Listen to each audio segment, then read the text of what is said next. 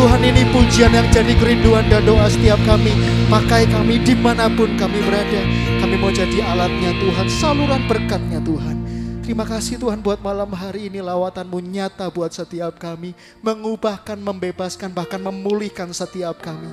Sebentar kami mau duduk diam dengar akan firman-Mu, kami buka hati telinga kami. Kami mau sungguh ingin tahu, ingin mengerti apa isi hati Tuhan buat setiap kami. Terima kasih Tuhan, terima kasih, berdoa buat hamba-Mu yang akan menyampaikan firman, tambahkan hikmat biar hanya dari Tuhan saja. Pesan itu boleh tersampaikan buat setiap kami pribadi, lepas pribadi. Beri kami kekuatan, beri kami kemampuan untuk boleh melakukan firman-Mu hari lepas hari.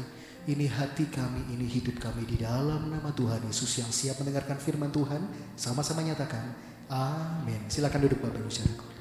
Amin. Puji nama Tuhan, kita berikan sorak-sorai terbaik buat Tuhan kita yang dahsyat. Hari ini bagaimana kabarnya Bapak Ibu Saudara?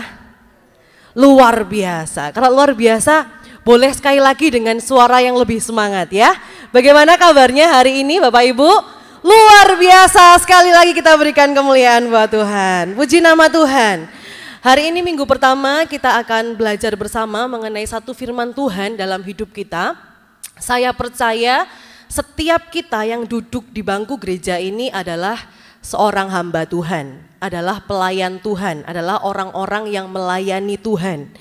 Saya tidak hanya berbicara orang-orang yang melayani di gereja, begitu ya, yang ada di depan, yang ada di belakang, tidak. Tapi setiap kita dipakai Tuhan untuk melayani orang-orang di sekitar kita, baik itu keluarga, baik itu pekerjaan, baik itu lingkungan sekitar kita, bahkan gereja untuk kemuliaan nama Tuhan.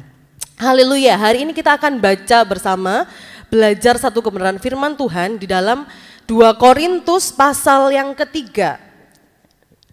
2 Korintus pasal yang ketiga, kita baca ayat 4 sampai ayat yang ke-11. 2 Korintus pasalnya yang ketiga, ayat 4 sampai 11. Bapak Ibu bisa mendengar suara saya dengan jelas? Bisa ya, karena agak bindeng ya, tidak apa-apa. Semoga bisa mendengar dengan baik. Kita baca bersama ayat 4 saya, 5 Bapak Ibu Saudara, kita bergantian sampai ayat yang ke-11. 2 Korintus pasalnya yang ketiga, ayat yang ke-4. Demikianlah besarnya keyakinan kami kepada Allah oleh Kristus. Ayat 5, 1, 2, 3.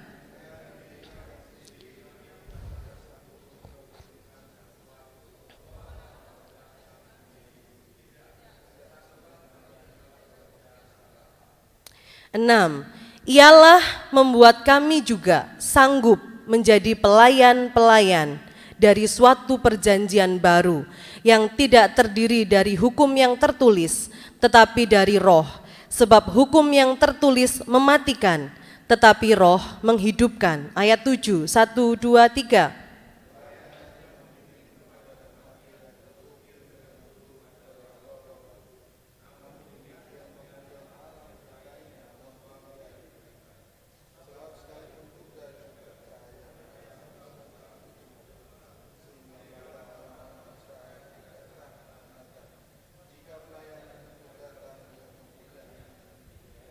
Ayat 8, betapa lebih besarnya lagi kemuliaan yang menyertai pelayanan roh. 9, 1, 2, 3.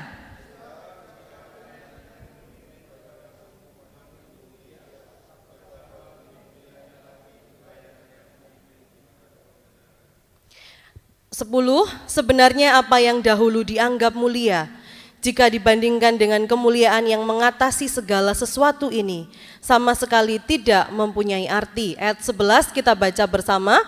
3, 2, 1. Sebab jika yang pudar itu disertai dengan kemuliaan, betapa lebihnya lagi yang tidak pudar itu disertai kemuliaan. Amin.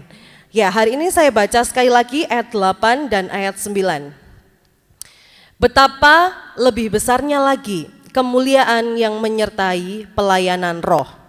Sebab jika pelayanan yang memimpin kepada penghukuman itu mulia, betapa lebih mulianya lagi pelayanan yang memimpin kepada pembenaran. Saudara, hari ini saya mau sampaikan kepada kita semua bahwa pelayanan kita itu bukan sekedar pelayanan badani, Bukan hanya sekedar pelayanan jiwa, fisik, tapi pelayanan roh, pelayanan rohani. Jadi mungkin kita bisa melihat WL, singer, pemain musik secara fisik. Mungkin Asyir di depan bisa menerima kita, menyalami kita secara fisik. Mungkin kolektan juga melayani secara fisik. Kita di rumah melayani suami, anak-anak, istri secara fisik. Tapi saudara, lebih daripada itu. Firman Tuhan katakan bahwa pelayanan kita itu adalah pelayanan roh. Kenapa? Karena pelayanan kita itu pelayanan yang mengubahkan hidup seseorang. Pelayanan kita adalah pelayanan yang menghidupkan, firman Tuhan katakan. Pelayanan kita adalah pelayanan yang mengubahkan orang. Nah, saya percaya setiap kita di tempat ini susah ya kalau mau mendidik anak, kalau mau menegur anak, kalau mau menasehati anak. Artinya apa? Kita butuh anak ini untuk diubah. Yang buruk jadi yang baik. Setiap kita juga mungkin ketemu sama istri kita, ketemu sama suami kita, oh istri saya ini cerewet gitu ya. Istri saya ini suka bergosip, atau istri saya ini suka komplain misalnya. Atau suami saya ini pemalas, atau suami saya ini suka membandingkan, suami saya tidak suka bekerja. Atau misalnya kita melihat apa? Kita rindu semuanya itu diubah menjadi lebih baik untuk kemuliaan nama Tuhan, betul ya? Tapi masalahnya yang kita layani itu adalah sama-sama manusia, sama-sama orang yang punya kehendak, saudara, orang yang punya pikiran, dan orang yang berdosa. Ini masalahnya. Jadi bagaimana mungkin kita orang yang berdosa itu berusaha untuk melayani orang yang berdosa? Nangkep saudara ya? Bagaimana mungkin kita orang yang punya kelemahan itu berusaha menolong orang yang lemah? Tidak mungkin. Karena itu pelayanan roh, kita butuh roh Tuhan. Kita butuh Tuhan sendiri untuk mengubahkan hidup seseorang. Karena kita dipanggil itu bukan sekedar fisik, tapi kita dipanggil untuk sebuah tugas. Saudara ingat ya, status kita ketika kita dipanggil, Tuhan Yesus mati di kayu salib menyelamatkan setiap kita punya status yang baru. Tuhan Yesus katakan kamulah garam dan terang dunia. Artinya ada satu tugas yang harus kita emban, yang harus kita kerjakan di dunia ini lebih daripada yang terlihat. Lebih daripada yang terlihat. Kita diutus untuk memberi rasa kepada orang-orang yang tawar hatinya. Nah ini nggak bisa kalau tanpa Tuhan, kalau tanpa Roh Kudus. Kita diutus kepada dunia yang semakin hari semakin busuk, saudara. Yang semakin hari semakin rusak, betul ya? Saya tidak perlu tayangkan, saya tidak perlu kasih tahu Bapak Ibu Saudara. Berita di mana-mana, di TV, di sosial media, dimanapun Bapak Ibu baca, di koran, semuanya beritanya tentang apa? Kejahatan, betul ya? Sadis-sadis sekarang saudara. Hal-hal yang sepele itu sudah bikin orang bunuh. Yang terakhir saya baca apa? Bapak sama anak ini loh membunuh ibu. Ini kan gak masuk akal saudara. Ini semakin jahat, dunia semakin jahat. Nah kita diutus ke dunia yang seperti ini. Pelayanan kita itu pelayanan seperti ini. Maka kita butuh roh Tuhan. Kita diutus untuk membawa harapan bagi dunia yang kehilangan harapan. Jadi bagaimana kita harus tetap memiliki harapan dan memberikan harapan bagi orang-orang yang kehilangan harapan. Itu tugas kita. Dan kita itu juga diutus untuk menjadi penuntun bagi dunia yang gelap, ya, terang dan garam. Jadi terang, nuntun orang-orang yang dalam gelap. Makanya hari ini Tuhan ingatkan buat kita semua dimanapun kita berada, lihat jiwa-jiwa, saudara. Lihat jiwa-jiwa, ada banyak orang yang belum diselamatkan, ada banyak orang yang belum kenal Kristus, dan pengajaran semakin menjadi-jadi ya, semakin macam-macam pengajaran. Untuk itu ini pelayanan kita. Kita diutus kepada dunia yang seperti ini. Kita butuh Tuhan. Berbeda dengan pelayanan dunia yang hanya menyelamatkan tubuh, pelayanan kita menyelamatkan roh. Saya berikan contoh. Kalau kita mau mengurus administrasi misalnya KTP begitu saudara, kita pergi kemana? Namanya apa? Pelayanan publik, betul ya? Jadi pelayanan itu bukan hanya gerejawi, pelayanan publik kita ngurus administrasi. Lalu dokter ketika merawat pasien dinamakan apa saudara? Melayani pasien, betul ya? Psikolog atau psikiater melayani orang dinamakan apa? Melayani orang. Nah tapi ini bedanya, mereka bisa melayani tapi tidak bisa mengubah hidup seseorang, tapi tidak bisa menghidupkan, tapi tidak bisa menyelamatkan jiwa. Berbeda dengan dunia yang hanya berdampak saat ini, berdampak hanya waktu di dunia, tapi pelayanan kita itu berdampak kekal. Makanya saudara, kalau kita melayani Tuhan, kita melayani pekerjaan Tuhan, orang tua, keluarga, gereja, pekerjaan, tanpa Tuhan, itu sama dengan pelayanan duniawi. Itu tidak ada tidak ubahnya kepada pelayanan duniawi, pelayanan biasa, pelayanan tidak mengubahkan apapun. Tapi hari ini Tuhan mau setiap kita memiliki pelayanan-pelayanan roh, pelayanan-pelayanan yang menghidupkan, pelayanan-pelayanan yang memerdekakan. Setiap orang melihat kita dimerdekakan, beri kemuliaan buat Tuhan kita. Saya percaya setiap kita di tempat ini diberikan tugas daripada Tuhan, satu tugas yang masing-masing buat kita, yang harus kita kerjakan untuk menyelamatkan orang-orang di sekitar kita. Maka dari itu saudara, yang pertama, bagaimana caranya kita bisa mengemban tugas yang berat ini? Bagaimana caranya kita bisa mengemban, menanggung tugas pelayanan dalam roh ini? Yang pertama, yaitu kita harus bergantung penuh kepada kekuatan roh. Ya, ini adalah pelayanan roh. Maka kita tidak bisa sendiri, kita butuh roh. Nah, di dalam ayat ini roh itu mengacu kepada siapa? Kepada pribadi Allah sendiri, kepada Roh Kudus. Jadi kalau kita mau melayani, kita mau mengubahkan orang, menghidupkan, memerdekakan orang, kita butuh Dia, bergantung penuh kepada Dia, Roh Kudus yang berikan kita kekuatan. Seringkali kita rasa nggak mampu, saudara ya. Seringkali kita rasa nggak mampu menghadapi keluarga kita. Seringkali kita rasa nggak mampu menghadapi pekerjaan kita. Mungkin bukan pekerjaannya, tapi orang-orangnya. Dan Tuhan tetap katakan bertahan di situ. Kamu dituntut Tuhan untuk jadi berkat. Bertahan di keluarga yang seperti itu. Mungkin bukan keluarga inti, mungkin kakek kita, mungkin om kita, tante kita nggak tahu. Tapi Tuhan katakan apa? Bertahan. Di situ tempat kita melayani. Di gereja, mungkin gereja kita belum sempurna. Tapi Tuhan katakan apa? Bertahan. Di situ engkau ditanam, di situ tempat engkau melayani. Yuk, bangun bersama. Itu tugas kita. 2 Korintus 3 ayat 5 dikatakan demikian. Dengan diri kami sendiri, kami tidak sanggup untuk memperhitungkan sesuatu seolah-olah pekerjaan kami sendiri. Tidak, kesanggupan kami adalah pekerjaan Allah. Jadi ini yang harus kita sadari, kita enggak mampu melakukan pekerjaan ini. Ada banyak hal yang kita tidak mampu lakukan, kita terbatas. Kita juga manusia yang berdosa, kita bisa jatuh dalam dosa. Kita juga bisa marah, betul saudara ya. Kita juga bisa sakit hati, kadang kita juga benci, kadang kita juga menyesal, kadang kita juga lelah, kadang kita juga capek menghadapi orang-orang di sekitar kita yang Tuhan taruh. Tapi firman Tuhan katakan apa? Aku yang berikan kekuatan. Maka bergantung penuh kepada Dia, bergantung penuh kepada Roh Kudus. Terus kita katakan apa? Tuhan, saya enggak bisa melayani Engkau. Saya banyak masalah, saya enggak bisa melayani Tuhan. Saya banyak kelemahan, saya enggak mau melayani Tuhan. Saya masih banyak kekurangan, saya enggak bisa melayani Tuhan.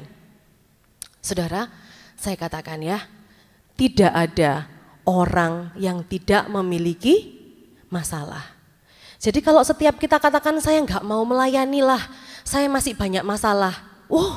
Tidak akan ada orang yang melayani Tuhan. Karena setiap kita punya masalah, setiap kita punya pergumulan, setiap kita punya beban, setiap kita punya kelemahan. Tidak ada orang yang tidak memiliki pergumulan dan kelemahan. Tapi firman Tuhan katakan apa? Nah, ini adalah penyakit ya, penyakit orang-orang zaman sekarang. orang-orang semakin kesini, semakin tahun semakin bertambah, zaman saya, zaman adik-adik di bawah saya, orang itu semakin apa saudara? Semakin mempedulikan diri sendiri, semakin egois, betul ya? Nah demikian juga dalam pelayanan, kita bisa katakan aku nggak mau melayani karena aku masih punya masalah. Aku nggak mau melayani karena aku masih terbatas, masih punya kelemahan. Kelihatannya bagus saudara ya, tapi ini egois. Hanya egosentris, melihat ke dalam aku. Nah tapi firman Tuhan katakan apa? Bagian kita itu adalah melakukan apa yang Tuhan mau untuk kita kerjakan bagi sesama kita. Itu bagian kita. Dan bagiannya Tuhan itu menyelesaikan masalah kita, menyelesaikan pergumulan kita, menyelesaikan kelemahan kita dengan caranya yang ajaib. Jadi kita jangan lagi berpikir Tuhan saya masih punya kelemahan banyak, masih punya pergumulan, saya nggak mau melayani Tuhan. Bukan saudara, setiap kita punya kelemahan. Tapi firman Tuhan katakan apa? Bagian kita melayani sesama, melayani pekerjaan Tuhan. Masalah kita itu urusannya Tuhan. Tuhan berjanji akan selesaikan masalah kita dengan caranya yang ajaib. Amin. Mari kita semangat melayani. Mari kita terus melayani orang-orang di sekitar kita walaupun itu kadang melelahkan atau bencekno gitu saudara ya. Kadang melelahkan juga melayani pekerjaan gereja, pelayanan gereja yang begitu banyak. Ya kalau mau ngomong kasar, waduh melayani di gereja itu nggak dibayar gitu saudara ya.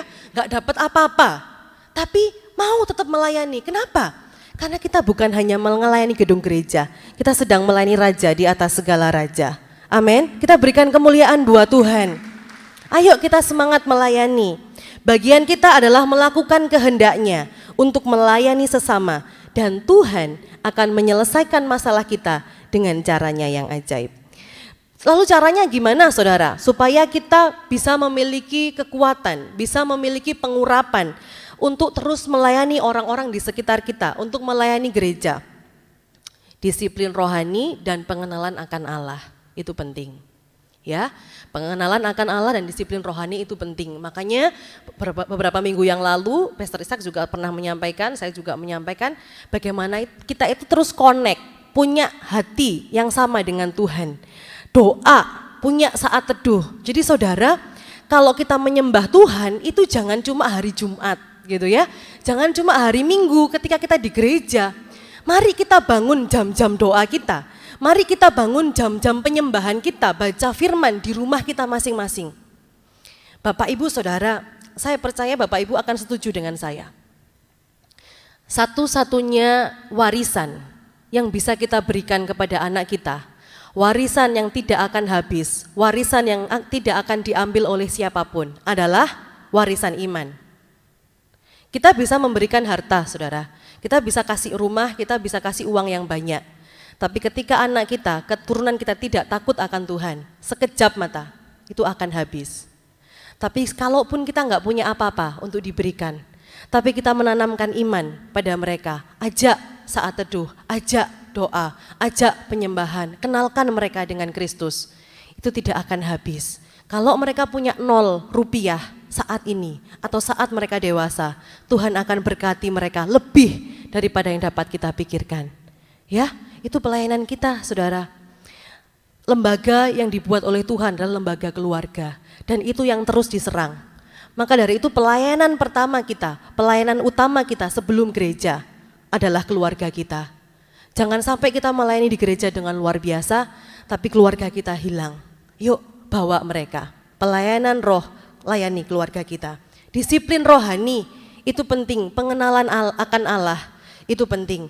Maka dari itu saya juga mengajak Bapak Ibu, yuk mungkin kita yang rasa lemah gitu ya, punya pergumulan datang ke gereja nggak bisa ngobrol sama teman, sama orang-orang di sekitar untuk saling menguatkan. Ayo kita datang ke kubu doa, kita bisa saling mendoakan, saling sharing. Mungkin bagi teman-teman yang remaja, yang pemuda, anak-anaknya yang remaja, yang pemuda, yuk datang ke CG. Youth punya CG, Abetsam juga punya CG, ayo datang. Ada rekan-rekan, ada teman-teman yang saling mendukung, menguatkan, membawa kepada pengenalan akan Tuhan. Itu tugas kita untuk mendorong mereka. Jadi kita nggak sendiri saudara, kita melayani kita nggak sendiri, kita punya orang-orang yang mendukung kita dalam pelayanan. Ayo kita datang dalam pengenalan akan Tuhan, semakin kuat, semakin erat dalam disiplin rohani, doa, baca firman, puasa, mari kita kuatkan itu. Karena itu adalah cara kita untuk melekat, dekat dengan roh Tuhan yang memberikan kita kekuatan. 1 Samuel 7 ayat 5 sampai 6, ada kisah yang menarik. Saya sudah sampaikan kalau Bapak Ibu dengarkan 2 minggu yang lalu, khotbah saya hari Minggu. Ini saya berikan contoh sekali lagi ya. 1 Samuel 7 ayat 5 sampai 6 dikatakan demikian. Lalu berkatalah Samuel, kumpulkanlah segenap orang Israel ke Mispa, maka aku akan berdoa untuk kamu kepada Tuhan. Setelah berkumpul di Mispa, mereka menimba air dan mencurahkannya di hadapan Tuhan. Mereka juga berpuasa pada hari itu dan berkata di sana, kami telah berdosa kepada Tuhan. Dan Samuel menghakimi orang Israel di Mispa. Jadi ceritanya begini saudara, bangsa Israel waktu itu mereka dijajah oleh bangsa Filistin. Hingga tabut perjanjian itu dirampas. Tapi singkat cerita tabut itu kembali. Saudara ingat ya, yang dewanya bangsa Filistin menyembah tabut Allah, ya kisah itu. Lalu bangsa Israel ini minta kepada Samuel, ya apa? Bagaimana caranya supaya kita tidak dijajah lagi oleh bangsa Filistin? Ayat 5 dan ayat 6 keluar saudara. Lalu berkatalah Samuel, kumpulkanlah segenap orang Israel ke Mispa, maka aku akan berdoa untuk kamu kepada Tuhan. Saudara lihat ya, pelayanan kita pelayanan roh. Kita butuh kekuatan daripada Tuhan, kemenangan kita daripada Tuhan, bukan kekuatan kita. Kita butuh doa dan kita akan lihat apa yang Tuhan kerjakan bagi bangsa Israel. Lalu setelah itu ayat 10 dan ayat 11 dikatakan demikian. Sedang Samuel mempersembahkan korban bakaran itu, majulah orang Filistin berperang melawan orang Israel. Tetapi pada hari itu Tuhan mengguntur dengan bunyi yang hebat ke atas orang Filistin dan mengacaukan mereka sehingga mereka terpukul kalah oleh orang Israel. Ayat 11, keluarlah orang-orang Israel dari Mispa mengejar orang Filistin itu dan memukul mereka kalah sampai hilir Betkar. Ayat selanjutnya dikatakan apa? Sejak saat itu sampai matinya Samuel, orang Filistin tidak kembali dan tidak masuk ke dalam bangsa Israel. Ini kuasa doa. Memerdekakan, kuasa doa menghidupkan, kuasa doa memberikan kita kemenangan. Kita butuh roh Tuhan yang memberikan kita itu. Maka dari itu saudara, mari kuatkan roh kita, kuatkan iman kita, punya hubungan pribadi dengan Tuhan, bergantung penuh kepada Tuhan. Tantangan kita dalam pelayanan tidak mudah, tapi kekuatan kita daripada Tuhan, Allah semesta alam yang memiliki segala-galanya. Itu yang pertama. Yang kedua, selain kita bergantung kepada Tuhan, maka yang kedua kita harus mengetahui, kita harus sadar bahwa standar keberhasilan dalam pelayanan kita itu adalah sesuai dengan waktunya Tuhan. Gitu saudara ya. Standar pelayanan kita itu hasilnya sesuai dengan waktunya Tuhan. Nah, kalau seperti itu berarti apa? Artinya dua. Yang pertama, jangan sombong. Kalau pelayanan kita segera menuai banyak jiwa, ya. Jadi kalau kita melayani misalnya kita punya satu grup, kita pelayanan ke sebuah desa atau kita pelayanan ke sebuah daerah, ketika kita menyampaikan firman orang bertobat atau ketika kita ketemu dengan orang kita ngomong yuk terima Yesus, dia langsung bertobat ke gereja. Jangan sombong, saudara, ya. Karena standar keberhasilan sesuai dengan waktunya Tuhan. Yang kedua, jangan berkecil hati. Kalau pelayanan kita seakan-akan belum berdampak. Saya sudah melayani puluhan tahun, tapi nggak ada yang bertobat. Saya sudah melayani keluarga saya, mendoakan keluarga saya ini bertahun-tahun, belasan tahun, suami saya tetap begitu. Saya sudah mendoakan atasan saya bertahun-tahun, tapi atasan tetap seperti itu, nggak ada perubahan. Seakan-akan nggak ada dampaknya, nggak ada perubahan. Saya WL lama, misalnya saya singer lama, saya pemain musik lama, tapi ketika saya main musik nggak ada yang rebah, gitu saudara misalnya ya. Saya tetap tegak berdiri. Jangan berkecil hati kalau seperti itu, karena standar keberhasilan itu sesuai dengan waktunya Tuhan.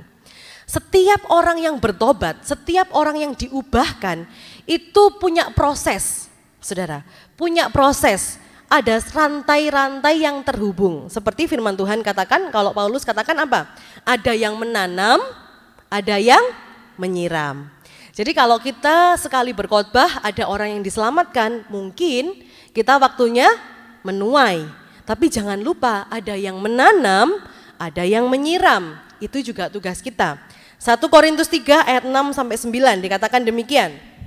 Aku menanam, Apolos menyiram, tetapi Allah yang memberi pertumbuhan.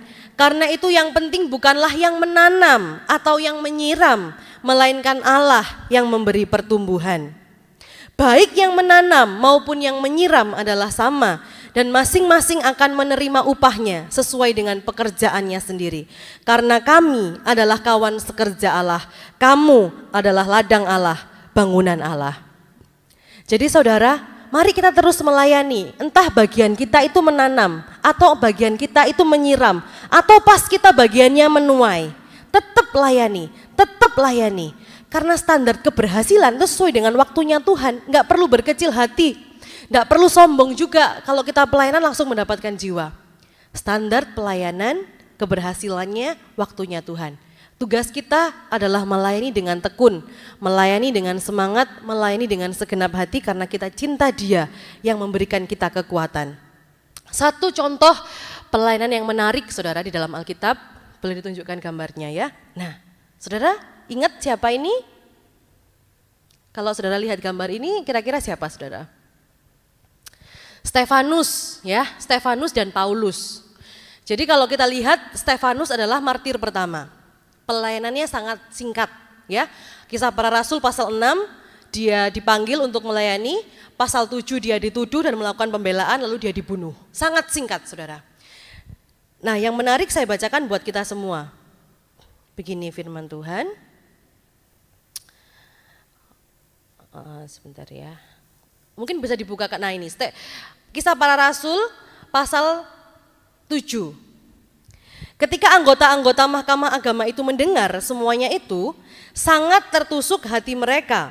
Maka mereka menyambutnya dengan gertakan gigi. Tetapi Stefanus yang penuh dengan Roh Kudus menatap ke langit, lalu melihat kemuliaan Allah dan Yesus berdiri di sebelah kanan Allah. Lihat saudara ya, Stefanus yang penuh dengan Roh Kudus. Lalu katanya, sungguh aku melihat langit terbuka dan Anak Manusia berdiri di sebelah kanan Allah. Maka berteriak-teriaklah mereka dan sambil menutup telinga serentak menyerbu dia. Mereka menyeret dia keluar kota lalu melemparinya, dan saksi-saksi meletakkan jubah mereka di depan kaki seorang muda yang bernama Saulus. Sedang mereka melemparinya, Stefanus berdoa, katanya, ya Tuhan Yesus, terimalah rohku. Sambil berlutut ia berseru dengan suara nyaring, Tuhan janganlah tanggungkan dosa ini kepada mereka. Dan dengan perkataan itu meninggallah dia. Lihat saudara ya, pelayanannya sangat singkat. Dihabiskan melayani, melakukan banyak mujizat, dituduh, melakukan pembelaan, mati. Tapi ada yang menarik. Dikatakan di sana, dan saksi-saksi meletakkan jubah mereka di depan kaki seorang muda yang bernama Saulus. Jadi saudara perhatikan, bahkan Stefanus dalam pelayanannya yang sangat singkat, ketika dia berkhotbah, ketika dia melakukan pembelaan, dia katakan apa? Memang bait Allah itu baik, tapi Allah itu tidak bersemayam di kuil buatan manusia, di bait buatan manusia. Memang bangsa Israel dipilih oleh Tuhan, tapi bangsa Israel itu tegar tengkuk, keras kepala, dan mereka sakit hati. Itu yang dikatakan oleh Stefanus. Mereka akhirnya menuduh, mereka akhirnya membinasakan dia dengan melempari batu. Dan di sana ada Stefanus. Saudara, yang ada Saulus. Yang saya mau kasih tahu kepada saudara apa? Kalau saudara nanti baca di pasal selanjutnya, di pasal 13, ketika Saulus berkhotbah, khotbah pertamanya sangat mirip dengan apa yang disampaikan oleh Stefanus. Jadi saudara, kalau saat ini kita mungkin melayani, seakan-akan gak ada artinya gitu ya. Stefanus bahkan langsung mati.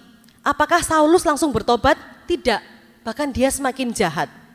Dia membinasakan orang-orang hingga dia bertobat. Tapi ketika dia bertobat, khotbah pertamanya saudara, itu mirip sekali dengan apa yang disampaikan oleh Stefanus. Dan kita bisa melihat pelayanan Stefanus yang sangat singkat, yang sangat sederhana. Dia cuma ngomong itu aja, dia menyampaikan apa yang benar di hadapan mereka. Dia menghasilkan satu petobat baru, namanya Paulus. Namanya Saulus, yang dahulunya Saulus jadi Paulus. Dia siapa? Dia orang yang menulis sepertiga kitab kita. Jadi apapun yang saat ini sedang kita kerjakan, pelayanan apapun yang mungkin saat ini sedang kita lakukan, mungkin kelihatan kecil, kelihatan remeh, mungkin di keluarga kita yang kecil, yang sederhana, mungkin di gereja yang kecil, cuma ngasih masukan gitu saudara ya, ngasih ngasih tahu kalau ini oh butuh ini, mungkin sebagai usher, mungkin sebagai kolektan, mungkin kita juga seorang pengkhotbah, mungkin kita juga seorang WL singer, apapun pelayanan kita.